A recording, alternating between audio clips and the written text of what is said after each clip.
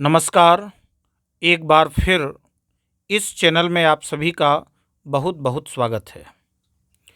आज हम कक्षा 8 गणित 8 ग्रेड अभ्यास पुस्तिका का हम अभ्यास करेंगे। तो जो हमें 8 ग्रेड अभ्यास पुस्तिका दी गई है, यह वर्ष 2024-25 के लिए है।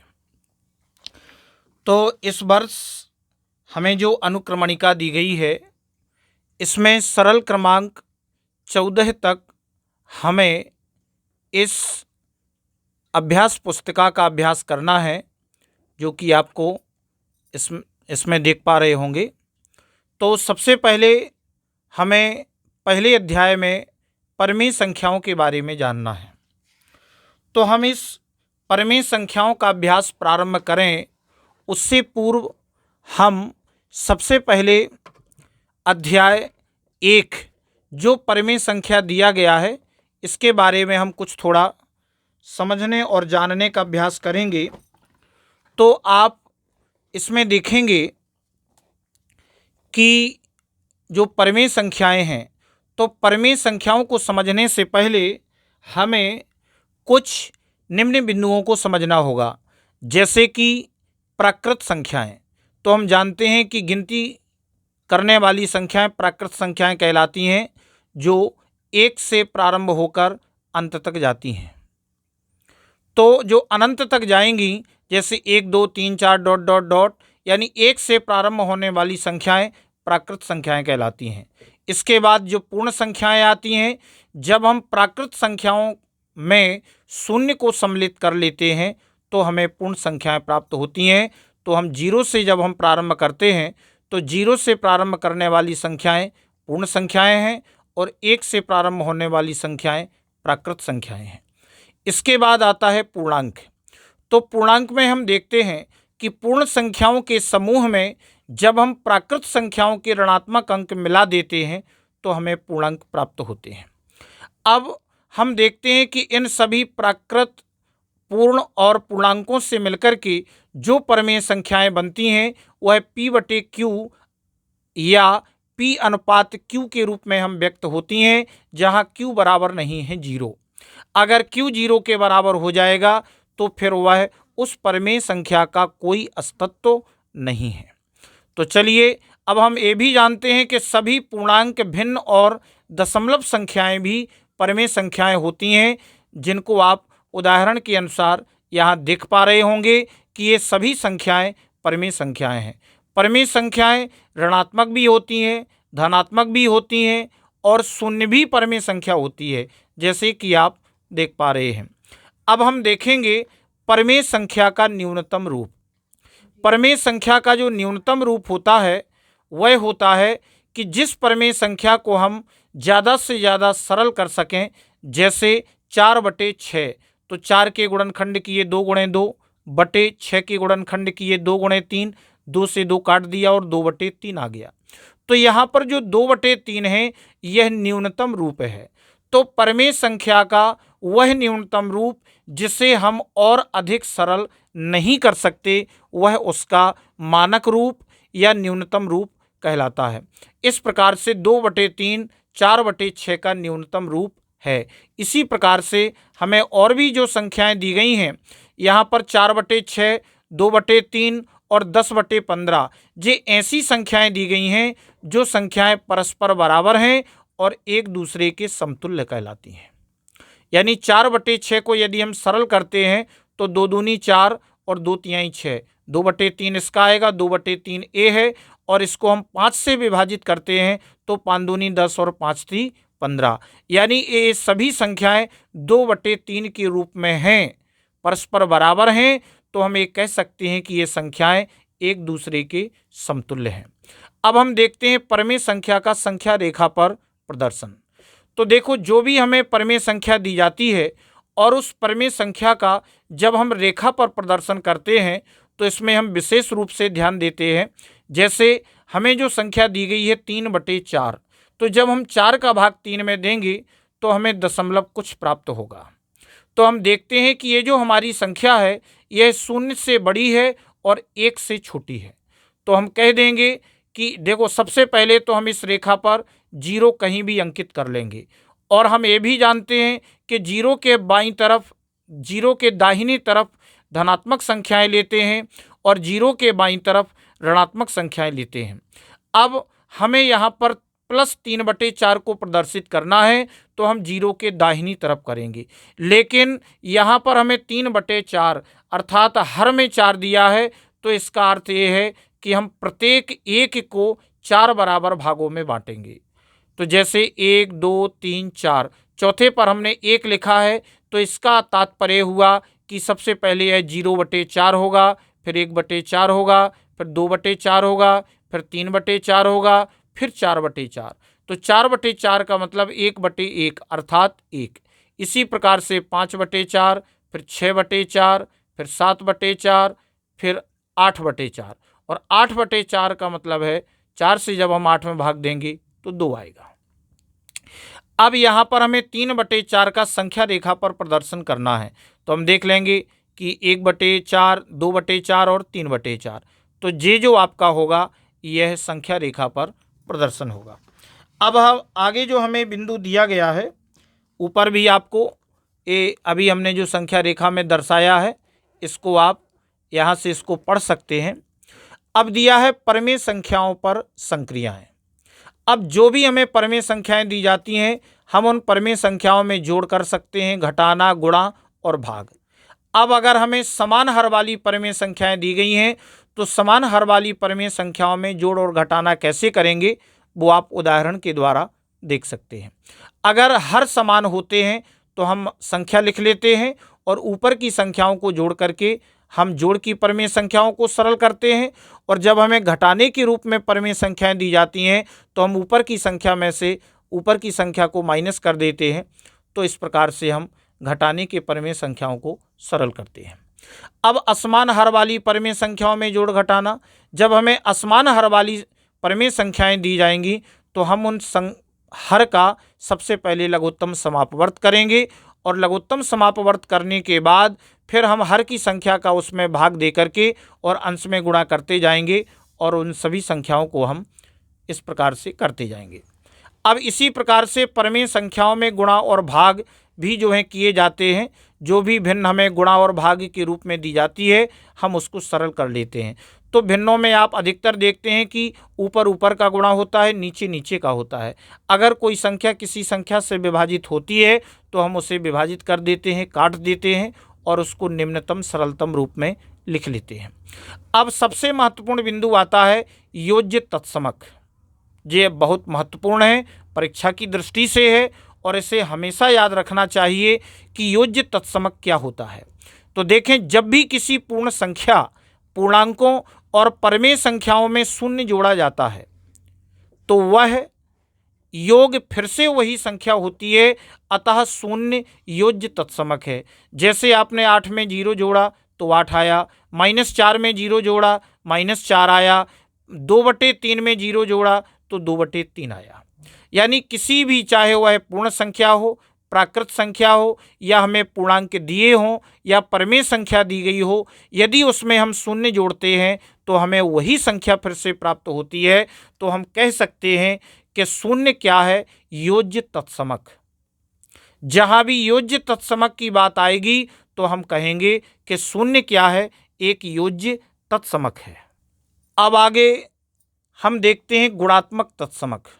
ये भी महत्वपूर्ण बिंदु है। गुणात्मक, जब हम किसी परमेय संख्या को 1 से गुणा करते हैं तो गुणनफल वही संख्या प्राप्त होती है, इसलिए एक परमेय संख्याओं के लिए गुणात्मक तत्समक है, और यह पूर्ण संख्याओं और पूर्णांकों के लिए भी गुणात्मक तत्समक है।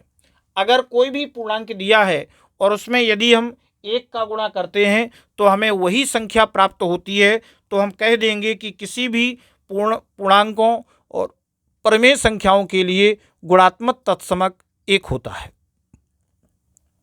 तो चलिए अब हम आगे प्रारंभ करते हैं, जो कि हमें दिए गए हैं। प्रश्नों को पढ़कर दिए गए विकल्पों में से सही उत्तर चुनकर के लिखिए और सामने सही दिए गए घेरे को भरिए। तो अब आप पहला प्रश्न देखते हैं कि शून्य के लिए निम्नलिखित में से कौन सा कथन सत्य है।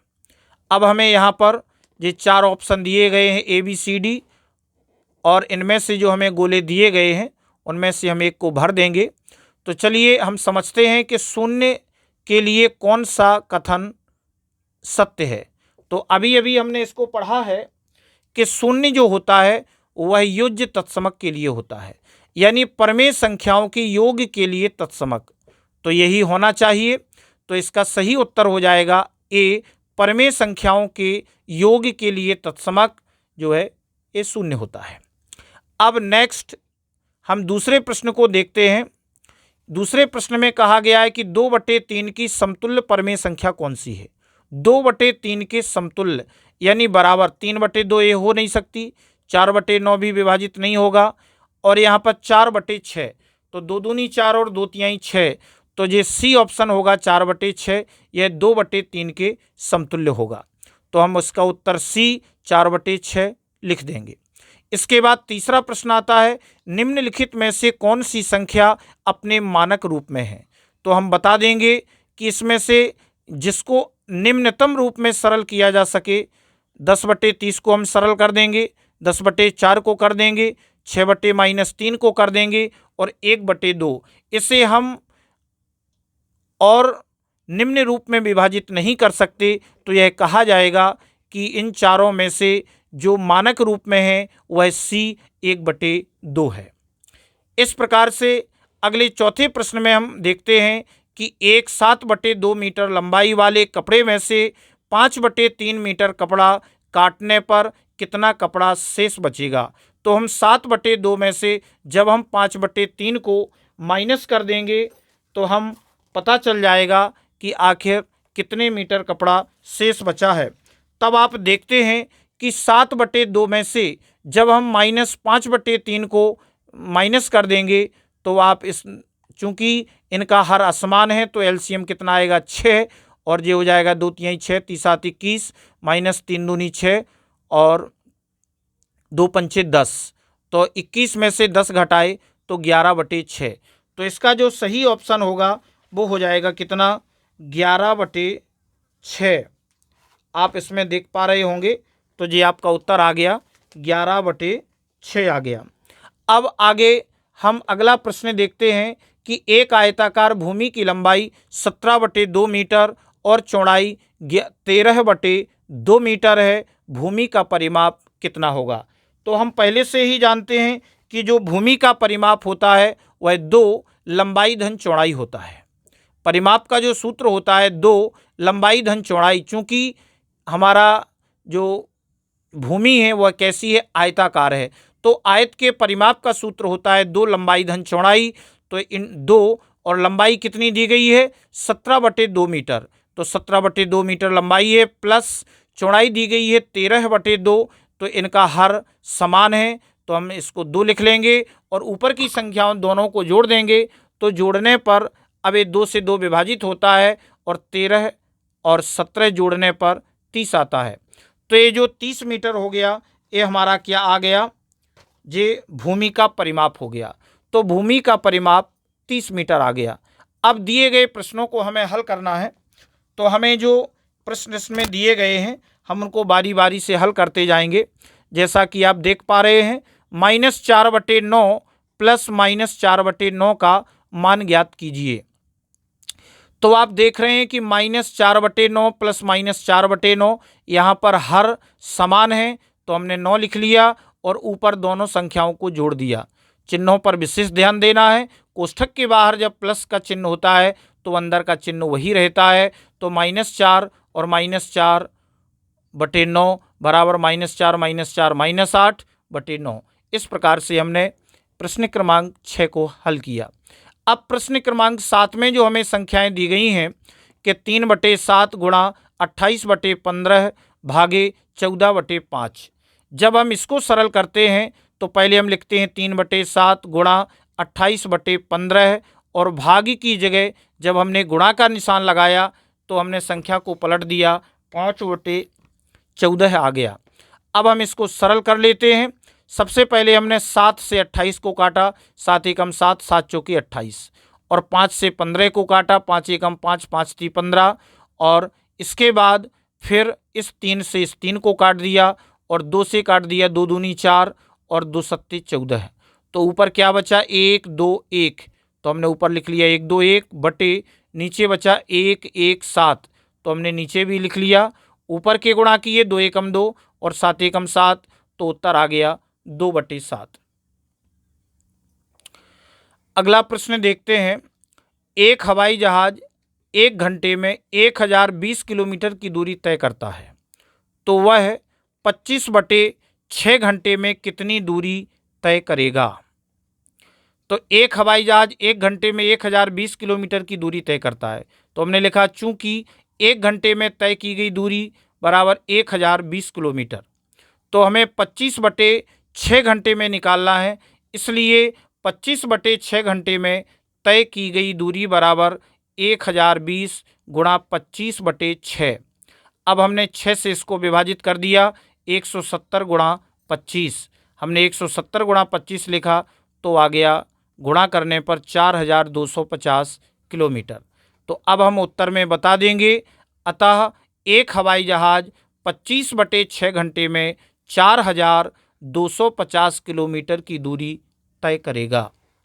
इसके बाद हम 9वां प्रश्न देखते हैं। वितरकता के उपयोग से निम्नलिखित का मान ज्ञात कीजिए।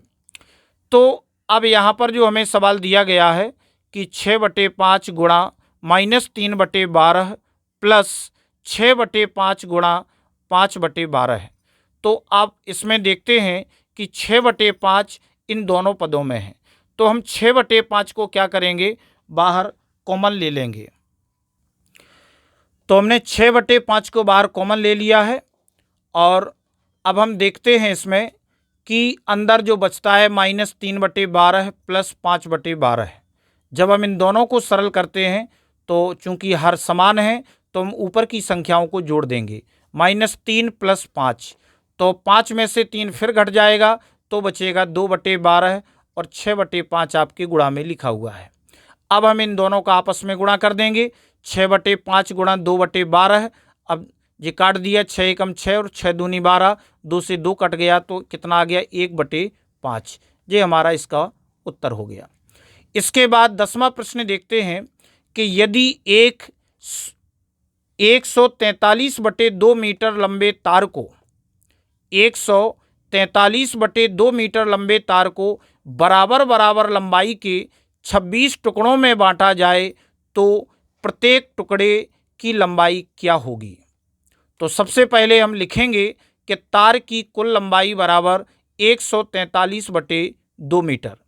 जब हम इस लंबे तार को 26 टुकड़े करने पर प्रत्येक टुकड़े की लंबाई, तो हम भाग दे देंगे 143/2 भागे 26। तो जब हम भाग की जगह गुणा का निशान लगाएंगे तो संख्या को पलट देंगे, 143/2 गुणा, अब 26 के नीचे 1 है, 1 आएगा और 1 ऊपर जाएगा और नीचे 26 से फिर हम इसको विभाजित कर देंगे दोनों को, तो हमारा आएगा 11 एकम 11 और 2 दूनी 4, 13 से विभाजित कर दिया, 13 एकम 13, 13 एकम 13 और 13 दूनी 26, तो आ गया 11 एकम 11 और 2 दूनी 4, तो ये आ गया 11/4 मीटर, या 4 का भाग 11 में देंगे तो आएगा 2.75 मीटर।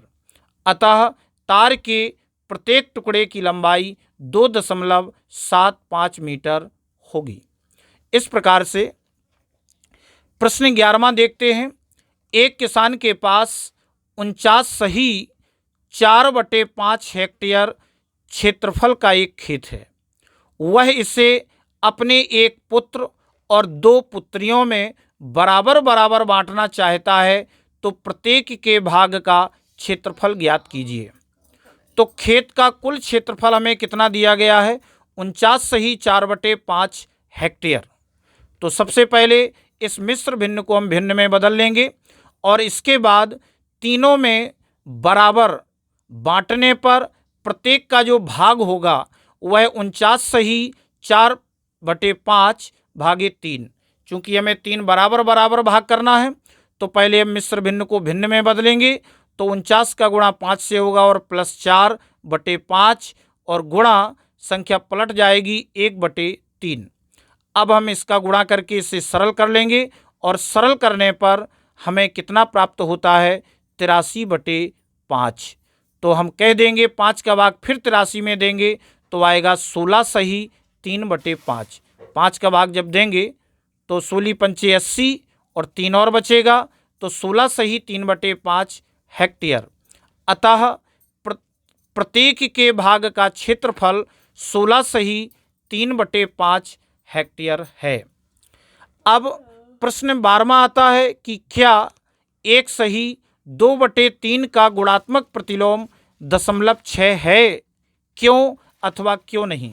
तो हम इसे सरल कर लेंगे कि 1 सही 2/3 यह मिश्र भिन्न में है। जब हम इसे भिन्न बनाएंगे तो 3 में 1 का गुणा करेंगे तो 1 गुणे 3 प्लस 2/3 तो ये हो जाएगा 3 एकम 3 और प्लस 2/3 तो ये हो जाएगा 3 2 5/3। तो 5/3 का गुणात्मक प्रतिलोम 3/5, इसका जो गुणात्मक प्रतिलोम होगा, गुणात्मक 5/3 का गुणात्मक प्रतिलोम पलट देंगे तो ये बन जाएगा 3/5। तो 5 का जब भाग हम 3 में देंगे तो आएगा कितना, दशमलव, भाग नहीं जाएगा, दशमलव लगाएंगे तो 30 हो जाएगा और 5 छक्के 30। तो चूंकि इतना हमें दिया गया था, गुणात्मक प्रतिलोम 0.6 है, तो हम कह देंगे कि अतः 1 सही 2/3 का गुणात्मक प्रतिलोम 0.6 है। अब हम प्रश्न नंबर 13 को देखते हैं। नीचे दी गई सारणी कुछ सामान्य पदार्थों के उन भागों को प्रदर्शित करती है जो पुनः प्रयुक्त किए जाते हैं। जैसे हमें ये तालिका दी गई है, एक में हमें पदार्थ दिए गए हैं और एक कॉलम में पुनः प्रयुक्त जो पदार्थ किए जाते हैं और हमें इन प्रश्नों के उत्तर देना है। सबसे पहला प्रश्न है, क्या कागज के पुनः प्रयुक्त करने वाली संख्याएं, क्या कागज के पुनः प्रयुक्त व्यक्त करने वाली परिमेय संख्या 1/2 से अधिक है या 1/2 से कम। पहले प्रश्न में हमें ये बताना है और दूसरे में कहा गया है कि बड़े से छोटे क्रम में पुनः प्रयुक्त मात्राओं को व्यवस्थित कीजिए। तो सबसे पहले हम इसे जब हल करेंगे तब आप देखेंगे कि पहले में हमसे पूछा गया है कि 5/11 और 1/2 से कम है या अधिक। तो हम बता देंगे कि 5/11 1/2 से कम है। लेकिन कब बता पाएंगे, जब हम ये कहेंगे कि 5/11 और 1/2 में बड़ा कौन है। तो यदि हम इससे गुणा इसको करते हैं तो 5 दूनी 10 और इसका इससे करते हैं तो 11 एकम 11। तो हम जानते हैं कि 10 छोटा है 11 से। 10 किसका है, 5 का है, और 11 किसका है, 1 का है। तो 1/2 क्या हो गया, ये बड़ा हो गया। यानी 10 छोटा है 11 से, तो हम ये बता देंगे कि 1/2 बड़ा है। और लिख के भी बता सकते हैं कि 5/11 छोटा है 1/2 से। तो पहले प्रश्न का उत्तर हो गया जो हमसे इसमें पूछा गया था कि क्या कागज के पुनः प्रयुक्त व्यक्त करने वाली परिमेय संख्या 1/2 से अधिक है या 1/2 से कम है। तो हम कह देंगे कि कागज में जो पुनः प्रयुक्त किया गया है 5/11, यह 5/11 1/2 से कैसा है, कम है।